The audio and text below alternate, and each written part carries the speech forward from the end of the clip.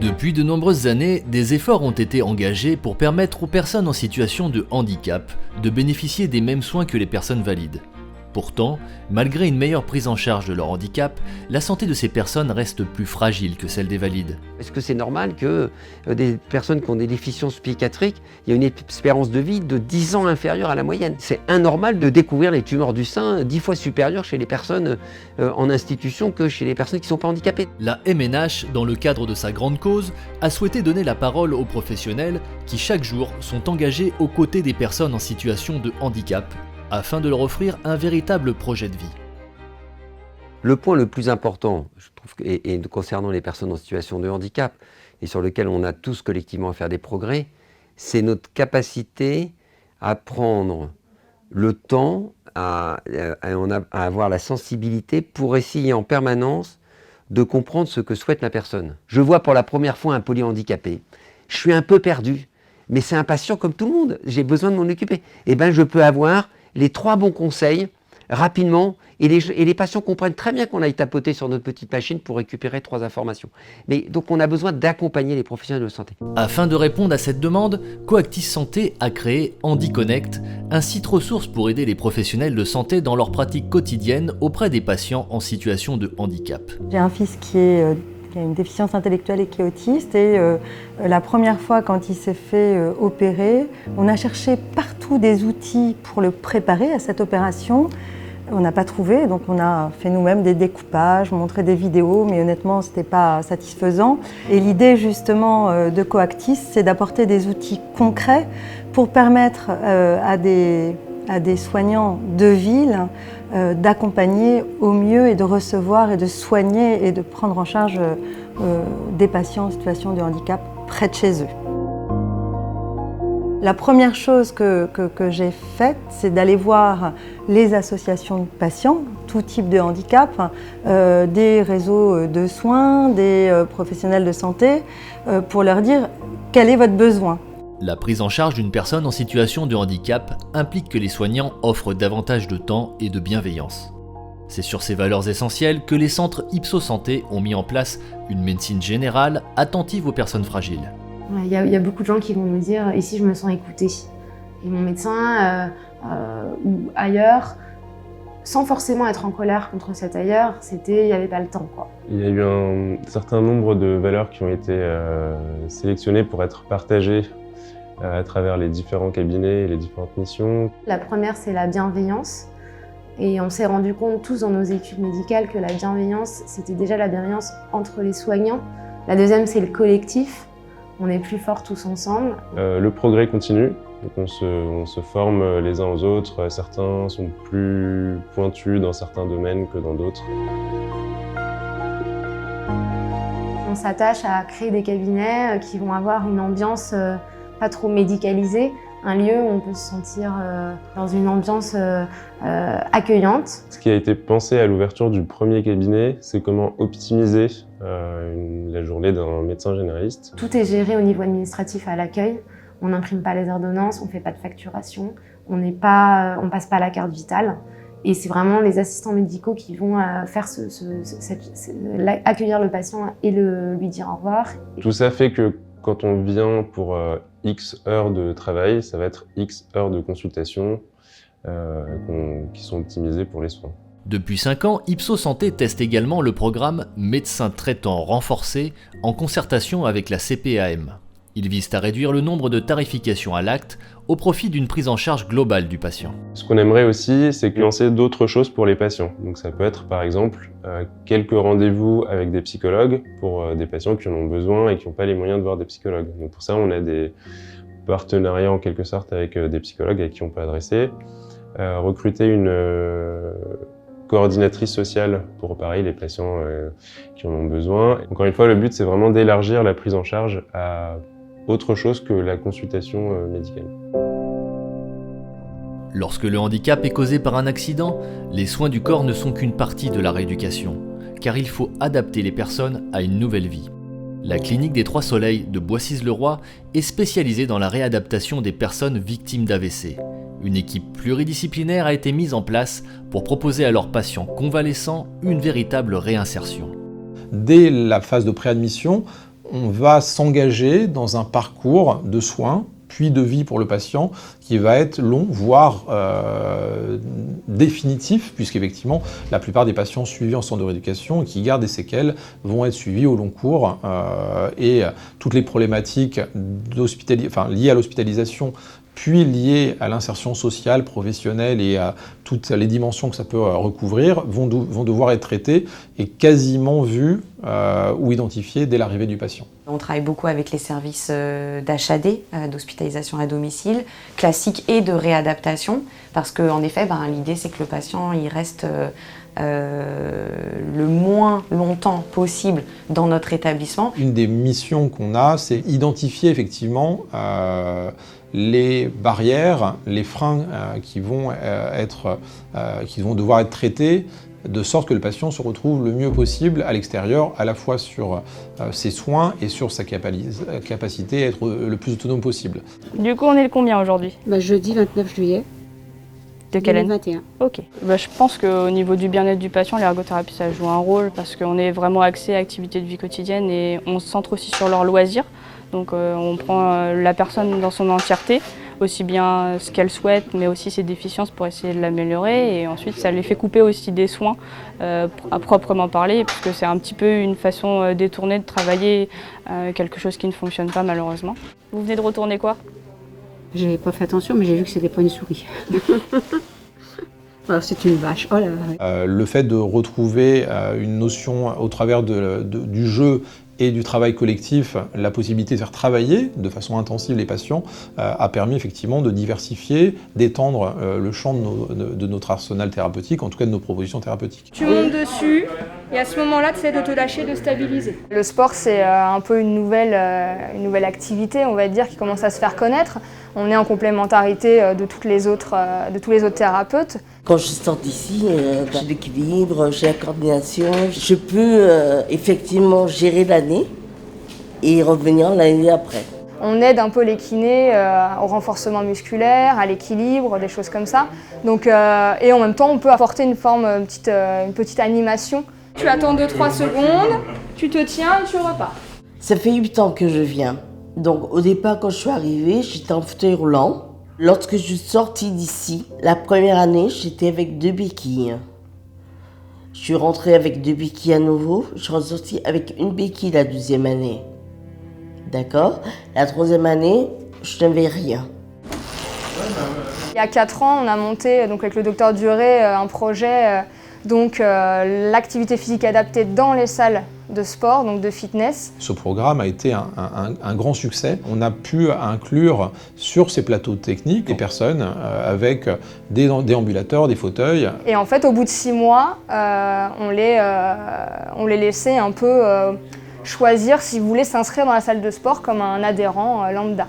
Aujourd'hui, il est impossible d'imaginer qu'un patient handicapé puisse aller dans un certain nombre de lieux d'activité, y compris des centres de fitness, alors que c'est tellement simple, on connaît effectivement le process, on connaît les intervenants nécessaires, on sait comment faire, et ce serait tellement si simple effectivement que chacun puisse avoir cette offre à disposition. Parfois, le projet de réadaptation se heurte à l'isolement des patients qui n'ont pas la possibilité de se rendre sur un lieu de rééducation médicalisé. C'est pour cette raison que depuis 10 ans, le pôle Saint-Hélier de Rennes a fait le choix du hors-les-murs en créant un hôpital à domicile composé d'une équipe pluridisciplinaire de rééducation qui se rend directement au domicile du patient.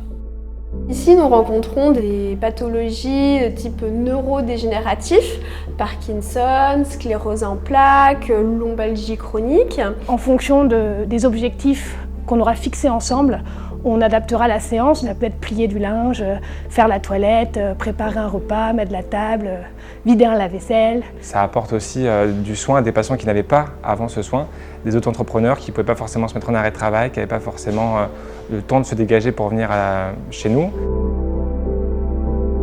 Il y a 15-20 ans, finalement, on était très centré sur l'hospitalisation complète, peu l'hôpital du jour. On évaluait bien le domicile et on ne faisait pas la rééducation au domicile. Et notamment, il nous manquait ce que les libéraux ne veulent pas faire. La prise en charge neuropsychologique, les ergothérapeutes. Et c'est là où est venue l'idée de l'intégrer dans une HAD de rééducation. Si on travaille les transferts lits, on va avoir une étagère qui va nous gêner, on va avoir un lit qui va être non médicalisé, on va avoir une salle de bain qui aura une douche avec une petite marche. Se lever d'une chaise ici en centre de rééducation, c'est bien, mais se lever de leur canapé chez eux qui est un peu plus bas et qui est un peu plus mou, c'est aussi important pour eux. Dès qu'on est à la maison, finalement, on revient dans les contraintes qui sont la vraie vie. Et je crois que l'idée d'intégrer le domicile, le aller vers le plus précocement, c'est d'intégrer une rééducation de meilleure qualité. Pour pallier à la fermeture de l'hôpital de jour lors du premier confinement au printemps 2020, le pôle Saint-Hélier a mis en place un hôpital de jour numérique. Beaucoup de patients neurologiques avec des atteintes neurologiques baissaient en capacité de manière très vite puisque tout s'était arrêté. Et on avait dans les tablettes un petit peu, c'est-à-dire au travers finalement les prises en charge du aller vers, est-ce qu'on ne pourrait pas aller vers en numérique? Est-ce que vous m'entendez, Vincent? Ouais, vous m'entendez bien? Le programme dure 4 semaines sur des sessions de 2 à 3 jours selon les pathologies, avec 3 séances par jour de 30 à 45 minutes en fonction si c'est collectif ou individuel. On se met accroupi, on se place sur le ventre, on se relève.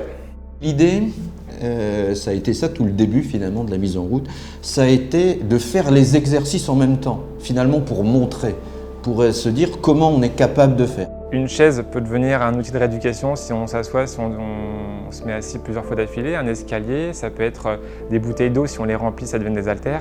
On n'a pas d'eau en bouteille. Ah oui, c'est que du vin en bouteille. On est en carafe, donc les carafes, ça va pas être très pratique pour l'exercice. Non mais c'est très bien. La J numérique, c'est pas à la place de l'hôpital de jour ou de l'hospitalisation complète, c'est un autre mode de prise en charge. Donc ça veut dire qu'il est capable de monter cette petite marche ou de travailler cette petite marche si c'est nécessaire, de travailler dans son milieu de vie en sécurité. Réorganiser sa vie lorsqu'on est victime d'un handicap passe également par le soutien des aidants. Le centre de réadaptation de Mulhouse les aide à trouver leur place dans le parcours de réautonomisation de leurs proches malades via un programme d'éducation des aidants. Le principe de ce PEA, plan d'éducation aux aidants, c'est de faire participer l'aidant principal, en général familial, à la rééducation-réadaptation le plus tôt possible dans le parcours de nos patients. L'aidant peut stimuler le patient d'une autre façon que le soignant. On a la blouse et la blouse justifie l'aide, alors que l'aidant va avoir une autre approche, connaît les habitudes, connaît le caractère.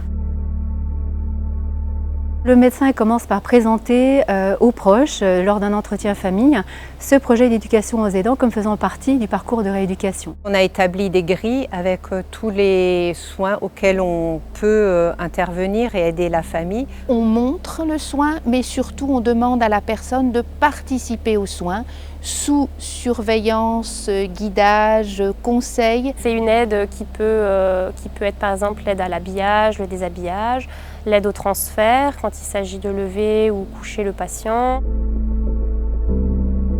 Nous avons donc, depuis que nous avons mis ce projet en route, formé quelques familles. Il y en a qui sont très réticentes et il y en a qui acceptent volontiers. On a dû beaucoup travailler sur un argumentaire médical, mais aussi sur un argumentaire soignant, car bien souvent les familles ne sont pas habituées à participer à la rééducation de leurs proches hospitalisés. Et les familles, en principe, sont souvent reconnaissantes à la fin.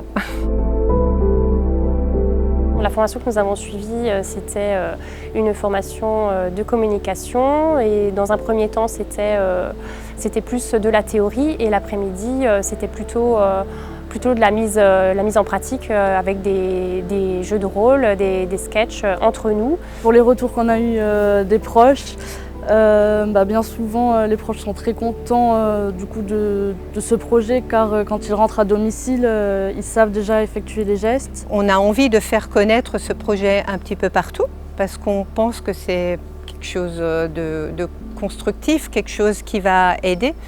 On parle beaucoup de soins à domicile et d'aider au plus possible et là on pense vraiment qu'on aide les familles à continuer à soigner et accompagner leurs proches à domicile. S'ils peuvent compter sur leurs aidants, les patients peuvent aussi être amenés à rencontrer des personnes victimes d'un même handicap afin de galvaniser leur parcours de réadaptation. On parle alors de père-émulation ou bien de père-aidance. Je viens de l'addictologie en fait. J'ai connu 3 hospitalisations parce que j'ai rechuté 3 fois. Je suis née avec une paralysie cérébrale, donc ce qui crée un léger handicap moteur. Je suis devenu père aidant parce que moi-même j'ai été père aidé. Lorsque j'ai rencontré des personnes qui avaient une problématique commune à la mienne, eh bien, des processus d'identification et d'espoir se sont mis en place.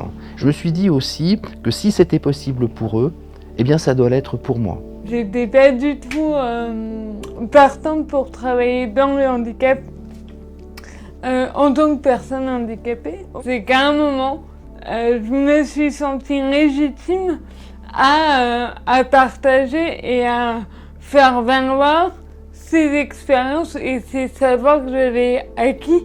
Et la kinésithérapie, c'est un véritable enjeu et qui prend du temps. J'interviens aussi auprès des étudiants en médecine et on parle justement de comment on soigne les gens, en fait. Toutes les formations des formes. Et les professionnels de la santé, ils arrivent avec leurs compétences et ils chaussent leurs lunettes à visée symptomatique. Et donc ils ont tendance, malgré eux, pour certains, à voir une personne uniquement sous le prisme des symptômes plutôt que de la voir dans sa globalité. C'est comment on amène la personne à aussi prendre une place dans le soin. Racontez-nous et dites-moi comment vous faites et comment vous vous débrouillez, parce que ça va être une base pour construire le soin et l'accompagnement. Plutôt que de partir de « on va voir tout ce que vous ne savez pas faire » et sur des fondations comme ça ne peut pas marcher.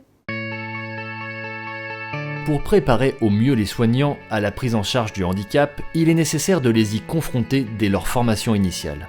L'Institut de formation des aides-soignantes et puéricultrices de Nancy propose ainsi des stages obligatoires et des journées de sensibilisation au handicap au sein même de son cursus. On a commencé les cours sur le handicap beaucoup plus tôt parce que dès ce premier stage, on a des élèves qui sont partis en structure accueillant des enfants en situation de handicap. Et donc c'est vrai qu'on a déjà fait intervenir des professionnels très rapidement. Alors après, l'appréhension, elle est là, ça a été un gros sujet de conversation avec elle parce que l'appréhension, elle est vraiment là. La première fois que j'ai rencontré une personne en situation de handicap, j'étais pas du tout préparée. Et j'ai rencontré un enfant polyhandicapé et j'ai été très perturbée.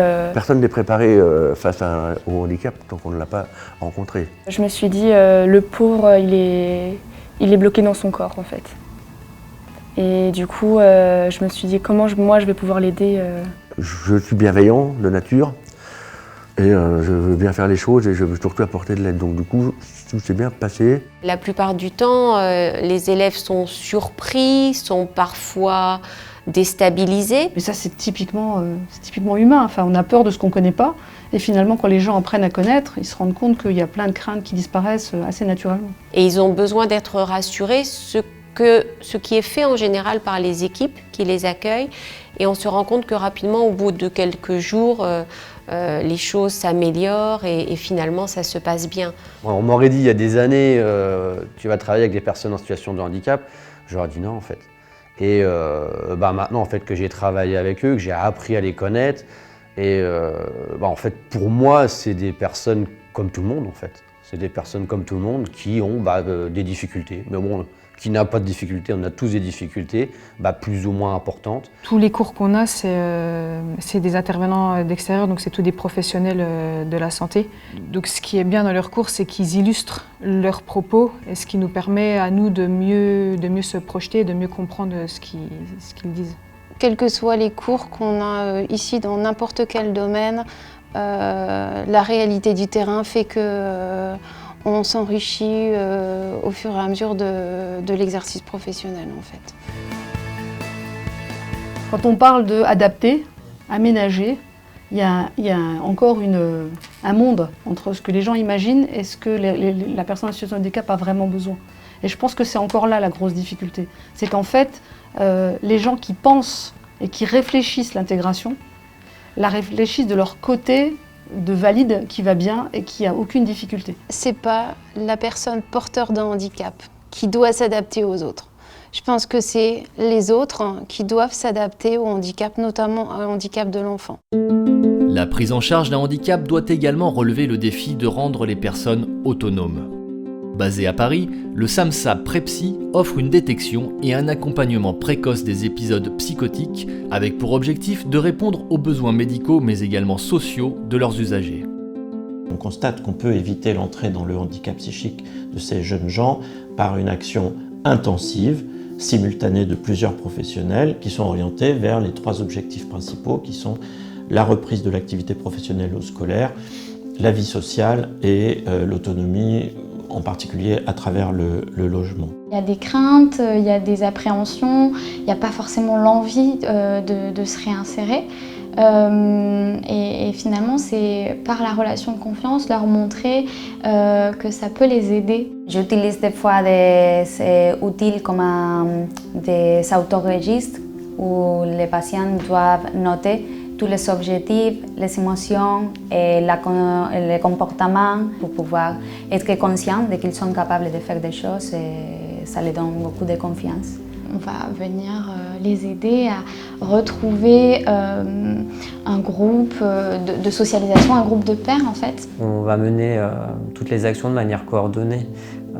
Donc il y a des objectifs à l'aide d'un plan d'action qui vont être plutôt mis en avant chez un jeune et peut-être moins mis en avant chez un autre jeune. Donc par exemple, moi je vais arriver peut-être pas tout de suite par rapport aux objectifs diététiques, peut-être après. Il y a d'autres jeunes, par contre, je vais venir tout de suite, parce qu'il y a peut-être un problème de poids ou un problème métabolique qu'on peut gérer avec l'alimentation. On fait des simulations d'entretien d'embauche des fois. En fait, aussi, je leur montre leur CV, je leur explique que voilà, tu as un diplôme, voilà, tu as une expérience, tu as réussi ici, tu as réussi ici, pourquoi tu ne peux pas réussir là-bas, tu peux le faire, etc. En fait, je donne une motivation. Je prends leur histoire et grâce à leur histoire, je lui montre la motivation, ce qui peut réussir. Voilà. Et afin d'encourager l'autonomie de ses usagers, l'équipe de Prepsy a créé un système d'évaluation grandeur nature, le SAMSA Apart. Eh bien, nous voilà dans notre nouvel outil de travail qui est un outil d'évaluation écologique. Certains de nos usagers ne savent pas naturellement réaliser les plaques qui seront nécessaires à leur vie quotidienne. Et puis, par exemple, pour l'hygiène ou pour la gestion du linge, les aides-soignantes pourront travailler avec les usagers pour l'organisation. On a des jeunes qui n'avaient jamais cuisiné, qui n'avaient pas forcément accès à domicile à leur cuisine, qui, grâce au SAMSA Apart, se mettent à cuisiner. On va leur apprendre des choses et quand on voit après qu'ils peuvent le refaire chez eux ou dans leur logement autonome, c'est gratifiant. Donc on voit qu'on a eu un impact quand même là, puisqu'il y avait beaucoup de choses qui ont changé. Ici, on rentre dans ce que nous appelons l'IRL, In the Real Life, qui est un studio qui est complètement meublé. Ce studio est autonome. On pourra proposer à des jeunes qui sont presque prêts pour rentrer dans un appartement à tester leurs capacités en passant 1 nuit, 2 nuits, 3 nuits avec l'environnement de toute notre équipe qui peut être à leur disposition. J'ai commencé à avoir des hallucinations auditives. On m'a diagnostiqué une schizophrénie. Donc c'est mon psychiatre de la clinique qui m'a recommandé d'aller à Prepsy pour avoir une prise en charge plus globale. Donc j'ai eu le temps de beaucoup apprendre, beaucoup travailler sur beaucoup de choses. Donc sur notamment le stress et les relations sociales. Parce que par exemple pour le stress, j'étais incapable de rentrer dans un restaurant. Donc je l'ai fait avec eux au fur et à mesure. Donc ils m'ont permis d'aller mieux, de comprendre la maladie, d'aider mes parents aussi à accepter. Lorsqu'une personne en situation de handicap présente des troubles du comportement, c'est souvent signe d'une douleur qu'elle ne sait pas exprimer avec des mots. À l'EPSM Georges de Maison de Châteauneuf-sur-Loire, le docteur Saravan reçoit ses patients au sein d'une consultation dédiée afin d'établir un bilan de santé global qui ne se limite pas au handicap. Jusqu'à présent, tous les symptômes qu'il présentait, que ce soit des troubles du comportement, que ce soit l'agressivité, on le mettait sur le compte de l'autisme, en disant que ce sont des comportements autistiques, on ne peut rien faire. Sauf qu'on a oublié que ces personnes, comme tout individu, pouvaient faire des maladies, n'importe quel type de maladie, comme n'importe quel individu, ce qu'on appelle neurotypique. Bon jeune homme, allez, on va te peser de nouveau, parce que ça c'est important, le poids et tout. Ah! On va pas te appuyer, Je ne vais pas te chatouiller, bouge pas. Quand je fais des formations, je dis, vous savez, c'est pas parce qu'ils n'ont pas le langage, mais ils ont un langage. C'est le langage du corps. Le corps parle. On revient à ce que nos maîtres nous ont appris, c'est-à-dire la sémiologie de base médicale, inspecter, observer, palper, percuter, ausculter. T'es chatouillé, hein? Ah là là là là là là. Moi, j'ai entendu mes collègues me dire « Ah, tu tiens compte de ce que disent les familles, ils peuvent raconter n'importe quoi. » Mais c'est faux. Ils sont au quotidien avec leurs enfants, donc ils vont nous donner des pistes. Quand il arrive à la maison, c'est l'explosion. Quand on lui pose une question, c'est « Je veux pas parler », il va s'isoler dans sa chambre avec son téléphone, ses musiques, et en même temps qu'il joue, ça lui arrive fréquemment de se taper. Ce que j'aimerais, c'est qu'il y ait une prise en charge, au moins minimum, dans leur parcours de vie, qu'on puisse leur faire un bilan de santé, comme tout individu, surtout eux, comme il y a certaines spécificités. Donc autant faire un bilan annuel, à l'instant T0, on les suit dans leur parcours de vie, ils sont enfants, ados, adultes, on les suit. Tu regardes droit devant, voilà, ouvre la bouche. Bon, ça tu sais c'est quoi? C'est un marteau, c'est pour voir tes réflexes. Mais non, on ne veut pas te faire mal. Les troubles du comportement, il ne faut pas les juger en disant c'est tout de suite, c'est de la psychiatrie, c'est tout de suite une pathologie mentale, non. Éliminant avant tout une maladie, et habituellement c'est la douleur. Et je dirais, on a des échelles de la douleur, profitons-en pour évaluer systématiquement. Si on peut faire ça, peut-être qu'on pourra faire avancer les choses. Ça va, jeune homme? Oui. Dis-moi, est-ce que je t'ai fait mal? Non, tu m'as fait rigoler. Je t'ai fait rigoler. Au niveau des professionnels, je pense qu'il y a un vrai sujet de la reconnaissance, qui n'est pas que financière, des professionnels qui s'investissent sur ce sujet, parce que ça va avoir un phénomène d'entraînement. Je pense qu'on est en train d'aligner les astres en disant collectivement, représentant le milieu, enfin, à la fois le milieu associatif, les institutionnels, les professionnels, etc. Oui, ce sujet, il mérite. Oui, c'est un vrai sujet. Oui, on va tous s'y mettre ensemble. On sent qu'il y a ce... Voilà, il est en train de se passer quelque chose. Et je pourrais dire, allez, hop, ça y est, c'est parti. Et tout le monde, et on irait encore plus vite. Je trouverais ça génial. Des progrès ont été faits, mais ce n'est pas suffisant pour moi. Il faut continuer à se battre encore, je crois. Et avec les collègues qui sont vraiment inclus là-dedans, et on fera tout pour qu'ils aient une meilleure prise en charge, c'est tout. Ils ont droit à ça, ces personnes. Hé, jeune homme, t'en vas pas, hein? Tu ne m'as pas dit au revoir, hein? Tac, tac. Au revoir, jeune homme. Au revoir, madame. Je vous raccompagne.